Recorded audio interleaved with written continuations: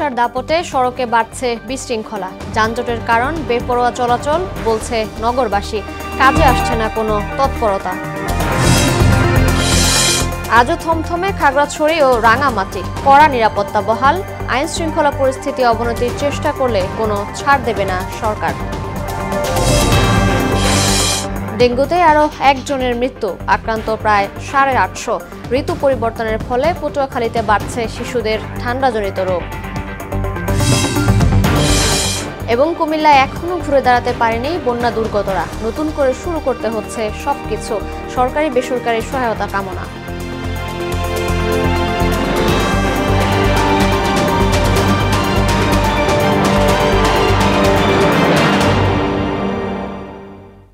আসসালামু আলাইকুম, সবাইকে মোহনা সংবাদে স্বাগত। শুনছিলেন শিরোনাম, সঙ্গে আছে মার্জিয়া তিশা। এবার বিস্তারিত। অটোরিকশার দাপটে রাজধানীর সড়কে বাড়ছে বিশৃঙ্খলা। যানজট সৃষ্টির পেছনে তিন চাকার এসব বাহনের এলোমেলো ও বেপরোয়া চলাচল অনেকটাই দায়ী বলে মনে করেন নগরবাসী। পুলিশ বলছে, প্রধান সড়কে রিকশা বন্ধে চেষ্টা অব্যাহত রয়েছে। ওবায়দুল হক মারুফের প্রতিবেদন। নেই রুট পারমিট, দরকার পড়ে না ড্রাইভিং লাইসেন্সেরও।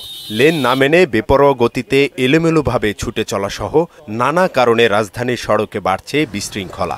গল্পটি অটোরিকশা চালকদের, যারা দিনভর গুরুত্বপূর্ণ সড়কের মোড় অথবা বাস, রেল স্টেশন সহ বিভিন্ন স্টেশনে জটলা পাকাতে উস্তাদ। রানিং গাড়ি থাকে রাস্তাঘাটে, আমাদের ফুট করে বামেতে ডাইনে যায়, বামেতে ডাইনে অনেক সমস্যা হয় এটার জন্য। এলোমেলো করে গাড়ি চালাচ্ছে এরা, অনেক সমস্যা হয় আমাদের গাড়ি চালাইতে, গাড়ি দাগ লাগাই দেয়। ডাইরেক্ট মেন রোডে পা উপরে উড়ে মনে করেন যে চলতে আছে, একটা লোকের তর্ক করলে 5টা হয়। অলিগলিতে তেমন আয় উপার্জন নেই দাবি করে বাধ্য হয়ে প্রধান সড়কে চলাচল করার কথা জানালেন অটোরিকশা চালকরা। এলাকার অলিগলিতে এরকম একটা ভালো একটা টিপ হয় না। মনে করেন এই অটোর জমা হইলো আপনার 550 টাকা জমা। যদি আমরা যদি মেন রোডে না বেরিয়ে দিলাম, আমরা জমা দিব করতে খামো কোথা থেকে? রিস্ক তো আছে বলতে, এখন কি কোনো পেট তো চালাতে হবে, আমাদের পেট চালাতে হবে না, কিস্তিতে গাড়িটা কিনছি। যাত্রীরাও নিরুপায়। গতি নির্ভর ও সস্তার বাহন হওয়ায় ঝুঁকি ভুলে অটোরিকশায় সাওয়ার হওয়ার কথা জানান যাত্রীরা। টাইম কনজিউমিং আর প্লাস হচ্ছে ভাড়াটা কিছুটা কম পাওয়া যায়। অটোরিকশা থাকলে তাড়াতাড়ি আসা যাওয়া করা যায়, এইটাই। গণ আন্দোলনে আওয়ামী সরকারের পতনের পর সড়কে বেড়েছে অটোরিকশার তৎপরতা। নিয়মিত অভিযানের মাধ্যমে এসব রিকশা চলাচল বন্ধে ব্যবস্থা নেওয়ার কথা জানালেন ট্রাফিক সার্জেন্ট। ধীরে ধীরে একটু করে বল প্রয়োগ করতেছি। তো বল প্রয়োগের অংশ হিসেবে আজকে সিনিয়র স্যারদের নির্দেশনায় আমরা হচ্ছে প্লাস দিয়ে ওদের মেইন লাইনটা করে কেটে দিচ্ছি আর কি, কেটে দিয়ে ঘুরাই দিচ্ছি। আমরা একদম পরিপূর্ণভাবে নিয়ন্ত্রণ আনতে সক্ষম হবো কিছুদিন।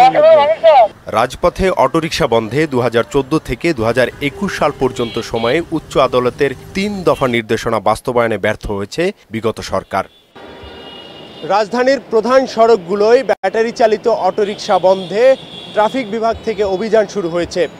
ইতোমধ্যে সড়কে শৃঙ্খলা ফিরতেও শুরু করেছে।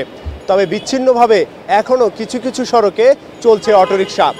সংশ্লিষ্টরা মনে করছেন, অটোরিকশা বন্ধ করা গেলে শহরের রাস্তায় শৃঙ্খলা অনেকাংশে ফিরে আসবে। ওবায়দুল হক মারুফ, মোহনা সংবাদ, ঢাকা। আজও থমথমে পরিস্থিতি খাগড়াছড়ি ও রাঙামাটিতে। জোরদার রাখা হয়েছে নিরাপত্তা ব্যবস্থা, বহাল রয়েছে 144 ধারা। শনিবার পার্বত্য জেলায় আইন শৃঙ্খলা পরিস্থিতি অবনতির চেষ্টা করলে কাউকে ছাড় না দেওয়ার ঘোষণা দিয়েছেন স্বরাষ্ট্র উপদেষ্টা জাহাঙ্গীর আলম চৌধুরী। আর সাম্প্রতিক সহিংসতায় বাইরের ষড়যন্ত্র আছে বলে জানিয়েছেন এলজিআরডি উপদেষ্টা এএফ হাসান আরিফ।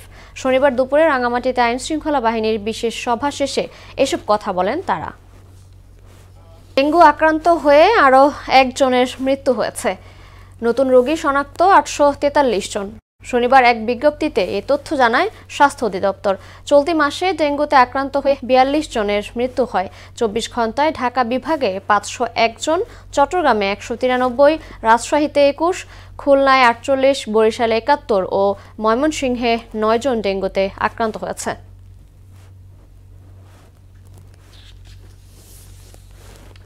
ডেঙ্গু পরিস্থিতি জানাতে চট্টগ্রাম থেকে আমাদের সঙ্গে যুক্ত হচ্ছেন সহকর্মী সুমন কুমার দে। সুমন, চট্টগ্রামে ডেঙ্গু পরিস্থিতি এখন কেমন দেখছেন?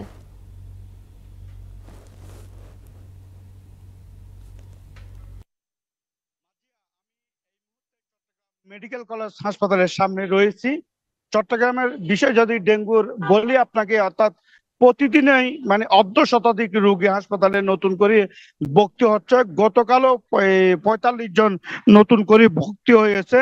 তাহলে বুঝাই যাচ্ছে মানে চট্টগ্রামের যে ডেঙ্গুর ভয়াবহতা, অর্থাৎ চট্টগ্রামের যে সিভিল সার্জন রয়েছে, জেলা সিভিল সার্জন, ওনার সাথে আমাদের কথা হয়েছে। উনি বলছেন চট্টগ্রামের যেই প্রতি বছর বর্ষা শেষ দিকে, অর্থাৎ বর্ষার শেষ দিকে এই যে নালা নর্দমার মধ্যে যে জমে থাকা পানির মধ্যে কিন্তু এডিস মশা এবং মশা জন্মাচ্ছে।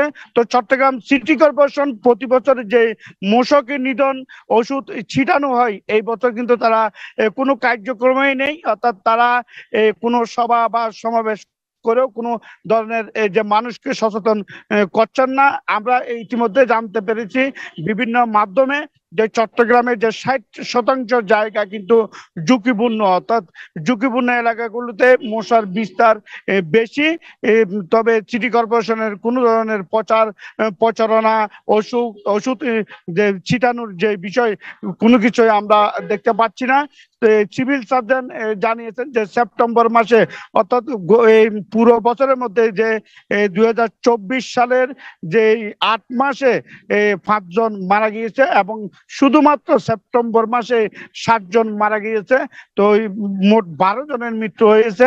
আর চট্টগ্রামে এই সেপ্টেম্বর মাসে 481 জন যে নতুন করে আক্রান্ত হয়েছে, তারা চিকিৎসা নিচ্ছেন বিভিন্ন হাসপাতালে। যে চট্টগ্রাম মেডিকেল কলেজ হাসপাতালের পরিচালকের সাথে কথা হয়েছে, তিনি জানিয়েছেন এই যে হাসপাতালে কিন্তু আলাদা করে কর্নার খোলা হয়েছে। যারা ডেঙ্গু রোগী আসছেন তাদেরকে চিকিৎসা দেওয়ার জন্য তারা পর্যাপ্ত পরিমাণ সবকিছু রাখা হয়েছে এবং আলাদা করে তাদেরকে চিকিৎসা দিচ্ছেন। এবং যে উপজেলাগুলোর মধ্যেও কিন্তু তারা আলাদা কর্নার করেছেন ডেঙ্গু রোগীদের জন্য এবং পর্যাপ্ত পরিমাণ তারা তাদের ওষুধ যেগুলো লাগবে সবগুলোই তারা প্রস্তুতে রেখেছে। তারা চিকিৎসা দেওয়ার জন্য সব ধরনের প্রস্তুতি তাদের কাছে রয়েছে। তবে সিভিল সার্জন এবং চিকিৎসকেরা জানিয়েছেন যে চট্টগ্রামের যে ঝুঁকিপূর্ণ 60% এলাকা, চট্টগ্রামে 41টি ওয়ার্ডে রয়েছে। আসলে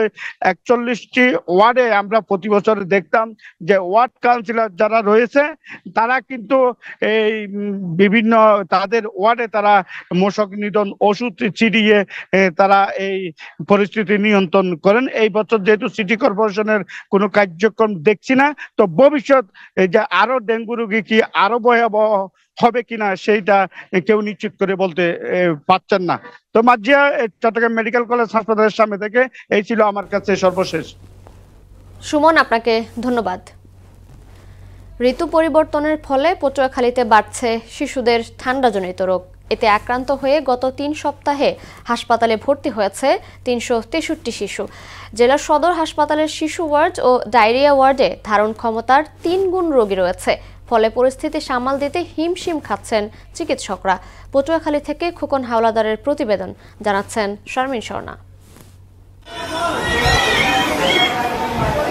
আবহাওয়ার হঠাৎ পরিবর্তনের ফলে পটুয়াখালী সহ উপকূলীয় অঞ্চলে ব্যাপকভাবে দেখা দিয়েছে শিশুদের শ্বাসকষ্ট, নিউমোনিয়া ও ডায়রিয়ার মতো রোগ। পটুয়াখালী মেডিকেল কলেজ হাসপাতালের শিশু ওয়ার্ডের 40টি বেডের বিপরীতে ভর্তি রয়েছে 120 শিশু। এক বেডে সেবা নিচ্ছে 2 থেকে 4 জন শিশু। গরমের জন্য শিশুরা অসুস্থ হয়ে পড়ছে, আবার এই গাদাগাদি অনেক জনগণ আসতেছে, মা বাবা আত্মীয় স্বজন অনেকে এসে ভিড় করতেছে। একটা বেডে 3 জন 4 জন রোগী দেয়। আমরা আসি সুস্থতার জন্য, কিন্তু সুস্থতা আমরা পাই না। রোগী বেশি, মানে বেড কম, এদিকে দেখা যাচ্ছে মানে 2 জন 3 জন করে থাকা হচ্ছে, মানে এই সমস্যাটা। জেলার উপজেলার স্বাস্থ্য কমপ্লেক্সগুলোতে শিশু বিশেষজ্ঞ না থাকায় চাপ পড়েছে 250 শয্যা হাসপাতালে। পার্শ্ববর্তী জেলা বরগুনা, আমতলী ও বেতাগী উপজেলার অনেক রোগীও এখানে আসছে। জায়গার সংকটের কারণেই তো একটা বেডে 3টা করে বাচ্চা দেওয়া হয়। বেশি বাড়াইয়া বেড বানাই দিলে তাহলে মনে করেন ভালো করে থাকতে পারতো রোগী নিয়ে। হঠাৎ রোগীর সংখ্যা বেড়ে যাওয়ায় চিকিৎসা দিতে হিমশিম খেতে হচ্ছে বলে জানান এই চিকিৎসক। আমাদের এখানে বেড সংখ্যার চেয়ে 3 গুণ রোগী বেশি। যেমন আমাদের প্রিভিয়াস রোগী ছিল 113 এবং সকাল থেকে আরও 6-7 জন রোগী অলরেডি অ্যাডমিটেড হয়েছে। তবে আমরা এখন বেশি দেখতে পাচ্ছি বাচ্চাদের শ্বাসতন্ত্রের প্রদাহ, মানে শ্বাসকষ্ট, কাশি, জ্বর। আমাদেরই তো 40 বেড, আমাদের রোগী বর্তমানে আছে 120 জন। সেই ক্ষেত্রে আমরা প্রত্যেক বেডে 3 থেকে 4 জন বাবু রেখে সেবা দিচ্ছি।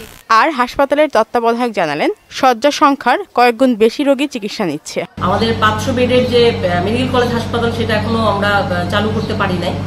সেই 250 শয্যার মধ্যে আমাদের শিশু রোগীদের জন্য 40টি বেড নির্ধারিত, কিন্তু আমাদের বছরের অধিকাংশ সময় বেডের চেয়ে রোগী বেশি থাকে, যেটা বর্তমানে প্রায় 3 গুণ। এ সময় শিশুদের বিশেষ যত্নের পরামর্শ দিয়েছেন চিকিৎসকরা। শারমিন স্বর্ণা, মোহনা সংবাদ। দর্শক, খাগড়াছড়ির প্রসঙ্গ। খাগড়াছড়ির সার্বিক পরিস্থিতি জানবো সহকর্মী তমাল দাস লিটনের কাছ থেকে। টেলিফোনে সরাসরি যুক্ত আছেন তিনি।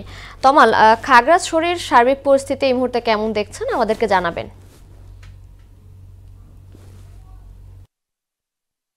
মামুন নামে এক যুবককে হত্যার প্রতিবাদে খাগড়াছড়ি এবং দিঘিনালায় যে সহিংসতা আর ঘটনা ঘটেছে তার ওই প্রতিবাদে 72 ঘন্টা সড়ক অবরোধের আজ দ্বিতীয় দিন চলছে। খাগড়াছড়ি আপনি জানেন সাজেকে ইতিমধ্যে প্রায় আটকা পড়েছে প্রায় 1400 পর্যটক।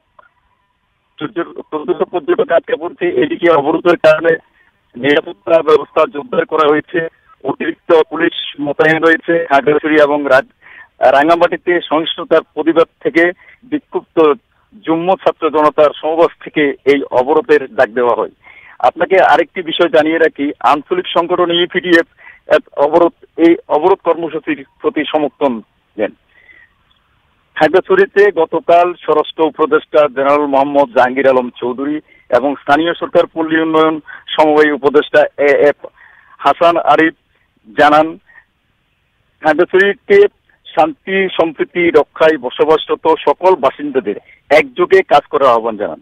গুজবে তারা যাতে কোনো দিকে কান না দেয় সেদিকে অনুরোধ করেন। অশান্ত পাহাড়কে শান্ত করার জন্য এখানকার সকলের প্রতি আহ্বান জানান।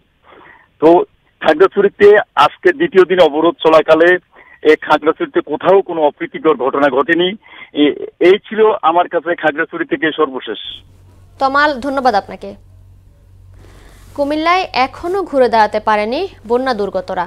গোমতী নদীর বাঁধ ভাঙা স্রোত তাদের ঘরবাড়ি সহ সবকিছুই ভাসিয়ে নিয়ে গেছে। এই অবস্থায় সবকিছুই নতুন করে শুরু করতে হচ্ছে ক্ষতিগ্রস্তদের।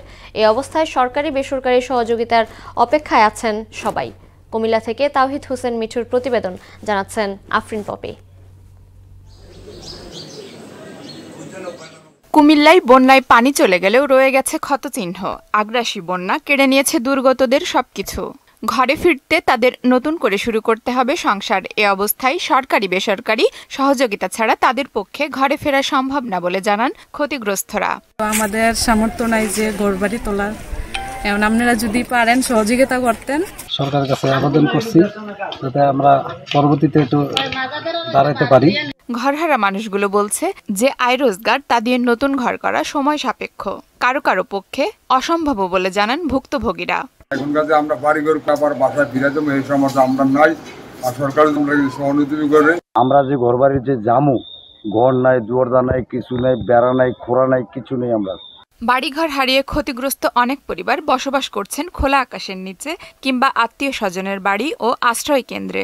বিল্ডিং ঘরে 2 রুম ডাইবে গেছে গিয়ে কোরের লগের বাড়ি ডাইবে গেছে গিয়ে আবার একটা ওয়াল এমন একখানি ফাঁকি গেছে গিয়ে মাঝখানে। কাঁচা গরদের বিট কাইটা কুইটা গেছে গিয়া, মাল সাবানো নষ্ট হয়ে গেছে গিয়া, চাল ভাত যা আছে সব গেছে। ক্ষতিগ্রস্তদের তালিকা করে পুনর্বাসনের কাজ চলছে উল্লেখ করে সরকারি ও দাতা সংস্থার সহায়তায় সবাইকে পুনর্বাসনের উদ্যোগ নেওয়া হবে বলে জানালেন এই কর্মকর্তা। যাদের ঘরবাড়ি ক্ষতিগ্রস্ত হয়েছে তাদেরকে আমরা পুনর্বাসনের এটা নিয়ে ইতিমধ্যে আমরা কার্যক্রম শুরু করেছি। আমাদের বিভিন্ন দাতা সংস্থা এবং বিভিন্ন এনজিওরা অ্যাসেসমেন্ট অলরেডি ফিল্ড লেভেলে কাজ তারা এখন করতেছে। আমরা সরকারকে জানিয়েছি যে আমাদের এই কুমিল্লা জেলায় বিভিন্ন উপজেলায় এই পরিমাণ অর্থ, এই পরিমাণ ঘরবাড়ি ক্ষয়ক্ষতি হয়েছে। তার প্রেক্ষিতে মন্ত্রণালয় যখন আমরা বরাদ্দ পাবো দেন আমরা তখন পুনর্বাসনের কার্যক্রম শুরু করব। এবারের বন্যায় জেলার আবাসিক খাতের ক্ষতি 1000 কোটি টাকার বেশি বলেও জানান তিনি। আফরিন পপি, মোহনা সংবাদ। দর্শক, এই পর্যায়ে সবাইকে আমন্ত্রণ জানাচ্ছি সংবাদপত্রের পর্যালোচনা ভিত্তিক পত্রিকার চোখে দেশ অনুষ্ঠানে।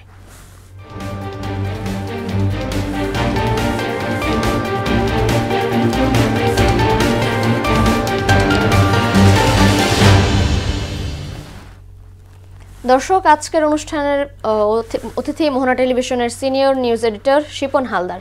শিপন, পত্রিকার চোখে দেশ অনুষ্ঠানে আপনাকে স্বাগত। ধন্যবাদ আপনাকে। দর্শক, প্রথমে দেখে নেব বিভিন্ন পত্রিকার শিরোনামগুলো। আমার হাতে প্রথমে আছে প্রথম আলো। তারা শিরোনাম করেছে 112 দিন পর ক্লাসে শিক্ষার্থীরা। অনেক বিশ্ববিদ্যালয়ে উপাচার্য নেই, অধিকাংশ ক্লাস শুরু। অবরোধ ধর্মঘটে জনজীবন প্রায় স্থবির। দৈনিক ইত্তেফাক, দ্বৈত শাসন বিলোপ না হলে বিচার বিভাগ প্রকৃত স্বাধীন হবে না। নিম্ন আদালতের বিচারকদের অভিভাষণ অনুষ্ঠানে প্রধান বিচারপতি। নিউ ইয়র্কে ডক্টর ইউনুস বাইডেন বৈঠক 24 সেপ্টেম্বর। পার্বত্য চট্টগ্রামে পাহাড়ি ছাত্র পরিষদের অবরোধ চলছে। খাগড়াছড়িতে 144 ধারা প্রত্যাহার। রাঙামাটিতে বলবৎ 3 উপদেষ্টার সফরের পর পরিস্থিতি শান্ত আছে। সমকাল, জো বাইডেনের সঙ্গে বৈঠক হচ্ছে ডক্টর ইউনুসের। রাঙামাটি খাগড়াছড়ি থমথমে চলছে না গাড়ি, বসেনি হাট। আন্তঃসীমান্ত 57 নদীতে অধিকার হারা বাংলাদেশ। বাংলাদেশ প্রতিদিন, বিশ্বমঞ্চে ভিন্ন ভূমিকায় ইউনুস। নিউ ইয়র্কের উদ্দেশ্যে ঢাকা ছাড়ছেন আজ। থমথমে পাহাড়, ষড়যন্ত্রের গন্ধ। 1 বছরের মধ্যে অর্থনীতির চেহারা পাল্টে ফেলতে পারব আছে। যুগান্তর, তারা শিরোনাম করেছে থমথমে 3 পার্বত্য জেলা, বন্ধ যানবাহন চলাচল। পরিস্থিতি দেখতে পাহাড়ে 4 উপদেষ্টা। জো বাইডেনের সঙ্গে বৈঠক হচ্ছে ডক্টর ইউনুসের। জাতিসংঘের সাধারণ অধিবেশন। দেশ রূপান্তর, নিউ ইয়র্কে বাইডেনের সঙ্গে বৈঠক ইউনুসের। দেখা হচ্ছে না মোদির সঙ্গে। থমথমে পাহাড়ের ষড়যন্ত্রের খোঁজ। 677 কোটির প্রকল্পে অনিয়মে 114 কোটির। বণিক বার্তা, কূটনীতির হাইপে যেভাবে দেশে বেড়ে চলেছে ইলিশের দাম। অনুপ্রবেশকারী বাংলাদেশিদের উল্টো ঝুলিয়ে শায়েস্তা করব, অমিত শাহ। 15 বছর চুপ ছিলেন, হঠাৎ করে উপদেষ্টা হয়ে গেলেন। The daily star, Duvia's cases weekend quest for justice. Rivers around Dhaka stay heavily polluted, finds the latest study by DOE. Vested groups behind violence in the hills. 3 advisors claim blockade halt daily life in Chittagong. এই ছিল আজকের পত্রিকাগুলোর প্রধান প্রধান শিরোনাম। আমরা আলোচনায় চলে যাব। শিপন, আন্দোলন সংগ্রাম শেষে ক্লাসরুমে ফিরেছে শিক্ষার্থীরা, বিষয়টিকে আপনি কিভাবে দেখছেন? আপনি পত্রিকার শিরোনামগুলোতে যেমন পড়ছিলেন যে 112 দিন পর শিক্ষার্থীরা ক্লাসরুমে ফিরছে, এটি খুবই আনন্দের খবর। কারণ শিক্ষার্থীদের ক্লাসরুমেই মানায়। যেহেতু দেশের প্রয়োজনে, সময়ের প্রয়োজনে, জাতির পুনর্গঠনে এক ধরনের যে অচল অবস্থা তৈরি হয়েছিল, অনিয়ম, দুর্নীতি, সব কিছু মিলে নতুন বাংলাদেশ গড়ার প্রত্যয়ে ছাত্র জনতার যে গণ অভ্যুত্থান এবং 5ই আগস্টের শেখ হাসিনার সরকারের 16 বছরের মাথায় যে পতন, তারপরে রাষ্ট্র পুনর্গঠনে আপনি দেখেছেন যে সড়কেও যানবাহন শৃঙ্খলা রক্ষাও শিক্ষার্থীরা মাঠে নেমেছিল। সুতরাং শিক্ষার্থীদের যে অবদান এবং তারা যেভাবে রাষ্ট্র পুনর্গঠনে কাজ করে যাচ্ছে, তার পাশাপাশি জ্ঞান অর্জনের তো কোনো বিকল্প নেই। তাদের ক্লাসরুমে ফিরে যেতে হবে, এটাই বাস্তবতা। সুতরাং 112 দিন পর তারা ক্লাসরুমে ফিরে গেল। তারা পাঠ্য পুস্তকে মনোযোগী হবে এবং তারা সঠিক শিক্ষা অর্জন করবে। কেন বলছি, এটি একটু পরেই আরও বিস্তৃতভাবে একটু বলার চেষ্টা করব। তবে আপনি যেটি বললেন যেটি খুবই আনন্দের খবর। তবে একটি বিষয় হচ্ছে, দেখেন যে পাবলিক বিশ্ববিদ্যালয় রয়েছে সারা দেশে 55টি। এর থেকে 20টিতে কিন্তু উপাচার্য রয়েছে, অর্থাৎ ভাইস চ্যান্সেলর বা ভিসি রয়েছে, কিন্তু সেই জায়গাতে 35টিতে কিন্তু নাই। সুতরাং সেখানে সিনিয়র অধ্যাপকরা শিক্ষা মন্ত্রণালয়ের নির্দেশনা অনুযায়ী তারা প্রশাসনিক দায়িত্ব পালন করছে। এই জায়গাতে উপাচার্য নিয়োগটা খুবই জরুরি, কারণ একটি শিক্ষা প্রতিষ্ঠানের উপাচার্য নির্ভর। উপাচার্য অর্থাৎ অভিভাবক না থাকলে একটি শিক্ষা প্রতিষ্ঠানের কার্যক্রম সুষ্ঠুভাবে পরিচালিত হয় না। সুতরাং আমি ব্যক্তিগতভাবে আশা করি অন্তর্বর্তী সরকার, শিক্ষা মন্ত্রণালয় বা শিক্ষা উপদেষ্টা যারা সরকার পরিচালনায় আছেন শিক্ষা ব্যবস্থার উপরে বিশেষ দৃষ্টি দেবেন এবং বিশ্ববিদ্যালয়গুলোতে যে উপাচার্য নেই অর্থাৎ 35টি বিশ্ববিদ্যালয়ে যত দ্রুত সম্ভব উপাচার্য নিয়োগ দেবেন এবং শিক্ষা প্রতিষ্ঠানে একটি শান্তিপূর্ণ অবস্থা ফিরে আসবে। পাশাপাশি বেশ কিছু বিষয় কিন্তু রয়েছে, যেমন ঢাকা বিশ্ববিদ্যালয়ের কথা যদি বলি, আপনি দেখবেন যে ছাত্র রাজনীতি করা নিয়ে বা এর পক্ষে বিপক্ষে এক ধরনের তর্ক বিতর্ক চলছে, অবস্থান রয়েছে শিক্ষার্থী সংগঠন। গতকালকে কিন্তু বিশ্ববিদ্যালয় কর্তৃপক্ষ 10টি ছাত্র সংগঠনের সঙ্গে বৈঠক করেছে। সেই বৈঠকে এক পক্ষ ছাত্র রাজনীতির পক্ষে আর এক পক্ষ বিপক্ষে, অর্থাৎ সাধারণ ছাত্র জনতা কিন্তু ক্যাম্পাসে ছাত্র রাজনীতি চায় না। কেন চায় না? ছাত্র রাজনীতির একটি ঐতিহ্যবাহী বা ঐতিহাসিক একটা প্রেক্ষাপট রয়েছে। জাতির ক্রান্তি লগ্নে কিন্তু ছাত্ররাই সামনে এসেছে, আমরা সরাসরি দেখেছি, যদিও রাজনৈতিক প্ল্যাটফর্মে নয়। কিন্তু 52 ভাষা আন্দোলন, 71 স্বৈরাচার বিরোধী গণ অভ্যুত্থান সব কিছু মিলিয়ে কিন্তু ছাত্রদের একটা অসামান্য অবদান রয়েছে, এটা অস্বীকার করার কোনো উপায় নেই। কিন্তু ছাত্র রাজনীতির যে বর্তমান কলুষিত রূপ, অর্থাৎ আমরা পড়াশোনা বাদ দিয়ে ভালো রাজনীতি, সুস্থ রাজনীতি, যে গুণগত রাজনীতির কথা বলি, আমরা দেখি যে শিক্ষার্থীরা এবং শিক্ষকরাও কোথাও কোথাও রাজনীতিতে জড়িয়ে পড়েছে, তার প্রভাব শিক্ষাঙ্গনে পড়ছে এবং সেটা নেতিবাচকভাবে পড়ছে। আমরা শিক্ষার্থীদেরকে পিটিয়ে হত্যার ঘটনায় অভিযুক্ত হতে দেখছি, চাঁদাবাজিতে দেখছি, টেন্ডারবাজিতে দেখছি, আমরা কখনো কখনো ধর্ষণের অভিযোগও তাদের বিরুদ্ধে উঠছে। সুতরাং এই শিক্ষা ব্যবস্থাকে একটু ঢেলে সাজানোর ব্যাপার এবং মানবিক শিক্ষার যে ব্যাপার, নৈতিক শিক্ষার যে ব্যাপারগুলো নিয়ে আমরা কথা বলে থাকি, সেই জায়গাতে শিক্ষা ব্যবস্থাকে ঢেলে সাজানোর একটি চেষ্টা নিশ্চয় অন্তর্বর্তী সরকার নিচ্ছেন, পাঠ্যক্রমকে ঢেলে সাজানো এবং আন্তর্জাতিক বিশ্বের সাথে তাল মিলিয়ে অর্থাৎ উন্নত দেশের সঙ্গে তাল মিলিয়ে তাদের শিক্ষা ব্যবস্থার সঙ্গে বাংলাদেশের শিক্ষা ব্যবস্থা, কারিগরি শিক্ষা ব্যবস্থাকে এবং একমুখী শিক্ষার কথা যেটি বলি, এটি একটি বিস্তৃত আলোচনা। সেই জায়গা থেকে আমি মনে করি যে শিক্ষা ব্যবস্থা নিয়ে সরকার ভাবছে এবং এই শিক্ষার উপরে যথেষ্ট গুরুত্ব দিতে হবে, কারণ শিক্ষাই জাতির মেরুদণ্ড এবং আগামীর ভবিষ্যৎ আজকের তরুণরা, সুতরাং তাদেরকে সঠিকভাবে গড়ে তোলার পেছনে রাষ্ট্রের একটি ভূমিকা রাখতে হবে। তারা ক্লাসরুমে ফিরেছে, তারা পাঠ্যপুস্তকে বা অন্যান্য সাংগঠনিক কার্যক্রমে যেমন গান বাজনা বা বিতর্ক এবং দেশ পুনর্গঠনের ক্ষেত্রে তাদের যে অবদান, সেই অবদানগুলো তারা সমানভাবে চালিয়ে যাবে, আমরা সেটা প্রত্যাশা করি। সেটাই প্রত্যাশা করি আমরা। অবশ্যই আমরা চলে যাচ্ছি পরের একটি প্রশ্ন, সেটি হচ্ছে প্রায় সবগুলো পত্রিকাই একদম হাইলাইট করেছে যে ঘটনাটি, সেটি হচ্ছে পার্বত্য জেলায় সহিংসতার ঘটনা ঘটেছে। বারবার পাহাড় অশান্ত হওয়ার পেছনে আপনি কি কারণ দেখছেন? দেখেন, পাহাড় বারবারই অশান্ত, আপনি ঠিকই বলছেন।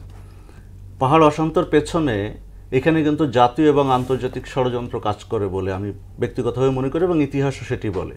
আপনি দেখবেন যে 7 সিস্টার্সের অর্থাৎ সীমান্তবর্তী রাঙামাটি, খাগড়াছড়ি, বান্দরবান, কক্সবাজারের পাশেই কিন্তু মিয়ানমার সহ 7 সিস্টার্স, আসাম, ত্রিপুরা, মিজোরাম বেশ কয়েকটি রাজ্য রয়েছে ভারতের এবং যে 7টি রাজ্যের একটি বৃহৎ অংশের সীমানা কিন্তু আমাদের দেশের সাথে সংলগ্ন। সেই জায়গা থেকে অবাধে ওইখানকার বিচ্ছিন্নতাবাদীরা, আপনি উলফার কথা জানেন এবং মিয়ানমারের বিচ্ছিন্নতাবাদীদের কথা জানেন, তারা স্বাধীনতার জন্য যুদ্ধ করছে এবং যুগের পর যুগ যুদ্ধ করছে এবং সেখানে তারা কখনো কখনো আশ্রয় নিতে বাংলাদেশে আশ্রয় নিচ্ছে এবং কোথাও কোথাও তারা এখানে এসে একটা অস্থিতিশীল পরিস্থিতি তৈরি করছে, কেননা পাহাড়ি জনগণের মধ্যে তারা এক ধরনের সম্পর্ক স্থাপন করেছে এবং বাংলাদেশকে অস্থিতিশীল করতে পারলেই তাদের নিরাপদ আশ্রয়ের পাশাপাশি তাদের মাদকের চোরাচালানের কথাও কিন্তু আমরা জানি এবং সারা দেশে ইয়াবার যে চোরাচালান সেটি কিন্তু ওই এলাকা কেন্দ্রিক। সুতরাং আমাদের সারা বাংলাদেশে যে আজকে ইয়াবার বিস্তার এবং যুব সমাজের যে অধপতনের কথা বলি, ইয়াবা আসক্তির কথা বলি, তার পেছনেও কিন্তু এই ঘটনাগুলো জড়িত রয়েছে। সুতরাং এই পাহাড়কে অস্থিতিশীল করার পেছনে আপনি ইউপিডিএফ এর কথা বলবেন, জেএসএস এবং ইউপিডিএফ একটি অস্থিতিশীল পরিস্থিতি, যদিও শান্তি চুক্তির মাধ্যমে তারা পাহাড়ে শান্তি ফিরে আনবে যে অঙ্গীকার তারা করেছিল, কিন্তু আমরা বাস্তবে সেটি দেখছি না। আমরা দেখছি কি ইউপিডিএফ যখন সেনাবাহিনীর সদস্যদের উপরে হামলা চালালো এবং হামলা চালানোর পরে তারা আত্মরক্ষাতে গুলি চালালো, তখন পরিস্থিতিটা অন্যদিকে গেল। আপনি দেখবেন যে মোটরসাইকেল চুরিকে কেন্দ্র করে যে ছোট্ট একটি ঘটনা, সেখানে কয়েকজন আহত হলো, তারপর আহতদের হাসপাতালে নেয়ার সময় ইউপিডিএফ সন্ত্রাসীরা গুলি চালালো, এবং এই যে পাহাড়ের যে অশান্ত করার পেছনে একটা চক্রান্ত অবশ্যই আছে, এবং সেই চক্রান্তটা অন্তর্বর্তী সরকার বিরোধী কিনা, সেটা দেশ বিরোধী কিনা, এর পেছনে কারা জড়িত সেটা আইনশৃঙ্খলা রক্ষাকারী বাহিনী বা বর্তমান সরকার রয়েছে তারা সঠিকভাবে অবশ্যই অনুসন্ধান করবে, এবং অনুসন্ধানের পরে দোষীদের বিরুদ্ধে কার্যকর বা দৃষ্টান্তমূলক শাস্তির ব্যবস্থা করা এখন সময়ের দাবি। পাহাড়ে শান্তি ফিরে না আসলে দেশে শান্তি আসবে না। জি, আরেকটি বিষয় সেটি হচ্ছে জাতিসংঘে যাচ্ছেন প্রধান উপদেষ্টা, সেখানে মোদির সঙ্গে বৈঠক হওয়ার কথা ছিল বাট হচ্ছে না, আর এর কারণে ভারত ও বাংলাদেশের যে কূটনীতিতে কোনো প্রভাব পড়বে কিনা আপনি কি মনে করছেন? এটি অনেকে অনেকভাবে বিশ্লেষণ করবে। আপনি দেখবেন যে জাতিসংঘের সাধারণ অধিবেশনে ডক্টর ইউনূস যাবেন কি যাবেন না এটি নিয়ে এক ধরনের বিতর্ক ছিল। প্রধানমন্ত্রী থাকা অবস্থায় শেখ হাসিনা পদত্যাগ করেছেন কিনা সেটি নিয়ে এক ধরনের বিতর্ক রয়েছে। অবশেষে সব জল্পনা কল্পনার অবসান ঘটিয়ে ডক্টর মোহাম্মদ ইউনূস জাতিসংঘের সাধারণ অধিবেশনে যাচ্ছেন এবং সেখানে বাইডেনের সঙ্গে বৈঠক করছেন। আপনি দেখবেন যে বাংলাদেশ এবং যুক্তরাষ্ট্রের সরকার প্রধানদের মধ্যে গত 30 দশকের মধ্যে কোনো বৈঠক হয়নি। এই প্রথমবারের মতো বাইডেনের সঙ্গে ডক্টর ইউনূসের বৈঠক হচ্ছে। সুতরাং এর মাধ্যমে প্রমাণিত হয় বাংলাদেশের সাথে যুক্তরাষ্ট্রের সম্পর্কের যে মোড় বা যে নতুন মাত্রা সেটি কিন্তু সামনে চলে এসেছে। এবং আপনি দেখবেন যে অনেকেই বলছিলেন যে নরেন্দ্র মোদীর সঙ্গে ডক্টর ইউনূসের বৈঠক হবে কিনা। আপনি শিরোনামে বলেছেন যে একটি গুঞ্জন ছিল যে নরেন্দ্র মোদীর সঙ্গে বৈঠক হতে পারে, কিন্তু সবশেষ পররাষ্ট্র উপদেষ্টা গতকালকে নিশ্চিত করেছেন যে ডক্টর মোহাম্মদ ইউনূসের সঙ্গে নরেন্দ্র মোদীর বৈঠক হচ্ছে না, তবে ভারতের পররাষ্ট্রমন্ত্রী এস জয়শঙ্করের সঙ্গে কিন্তু বৈঠক হচ্ছে। সুতরাং যুক্তরাষ্ট্রের সঙ্গে বৈঠক হচ্ছে, ভারতের সঙ্গে বৈঠক হচ্ছে না বিষয়টা তেমন কিন্তু নয়।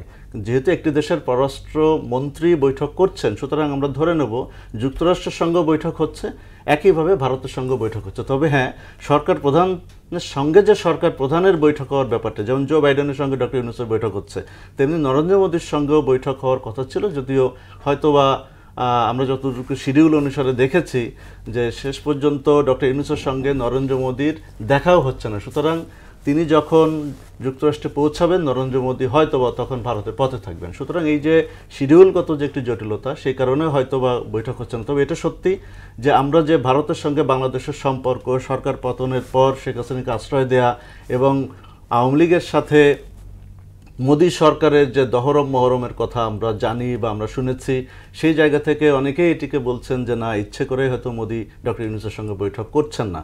তবে আমরা কিন্তু ইলিশ রাজনীতির কথাও সামনে চলে এসেছে। আমরা ভেবেছিলাম যে ইলিশ দিবে না, কিন্তু দুর্গাপুজো উপলক্ষে 3000 মেট্রিক টন ইলিশ কিন্তু বাংলাদেশ উপহার হিসেবে দিচ্ছে। এই যে ইলিশ রাজনীতি, ভারতের পররাষ্ট্রমন্ত্রীর সাথে বৈঠক, এদিকে বাইডেনের সঙ্গে বৈঠক, সুতরাং আমি মনে করছি অন্তর্বর্তী সরকার কূটনৈতিকভাবে খুবই দক্ষতার সঙ্গে এগোচ্ছে। তারা মার্কিন যুক্তরাষ্ট্রের সঙ্গে যেমন সমান গুরুত্ব দিয়ে সম্পর্ক উন্নয়নে আগ্রহী, ভারতের সঙ্গেও সমান গুরুত্ব দিচ্ছে এবং ভারতের বাইরে গিয়ে বাংলাদেশের শান্তি শৃঙ্খলা আনয়ন করা এটা খুবই কঠিন। আশা করি বর্তমান সরকার এটি উপলব্ধি করেছে এবং করবে, এবং তারা কূটনৈতিক সাফল্যের মাধ্যমে বাংলাদেশের শান্তি শৃঙ্খলা, দ্রব্যমূল্য নিয়ন্ত্রণ সবকিছু। আপনার সাথে আলোচনা করতে ভালো লাগছিল, তবে আমাদের এখানেই শেষ করতে হচ্ছে। আপনাকে অসংখ্য ধন্যবাদ আমাদের সাথে যুক্ত হওয়ার জন্য। ধন্যবাদ। শেষ করব মোহনার সংবাদ শিরোনামগুলো আরো একবার।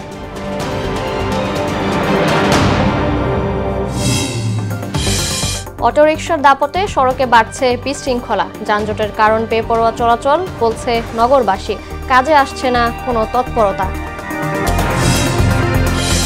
আজও থমথমে খাগড়াছড়ি ও রাঙ্গামাটি, কড়া নিরাপত্তা বহাল, আইন শৃঙ্খলা পরিস্থিতি অবনতির চেষ্টা করলে কোনো ছাড় দেবে না সরকার।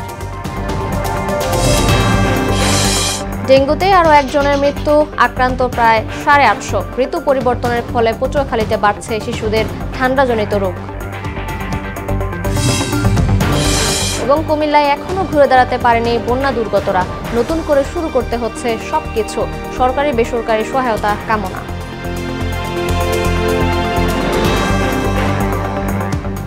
এই ছিল মোহনা সংবাদে। পরবর্তী সংবাদ দুপুর 1টায়। মোহনার সবশেষ খবর জানতে ভিজিট করুন www.mohana.tv। সংবাদ দেখতে পারেন ফেসবুক ও ইউটিউবেও।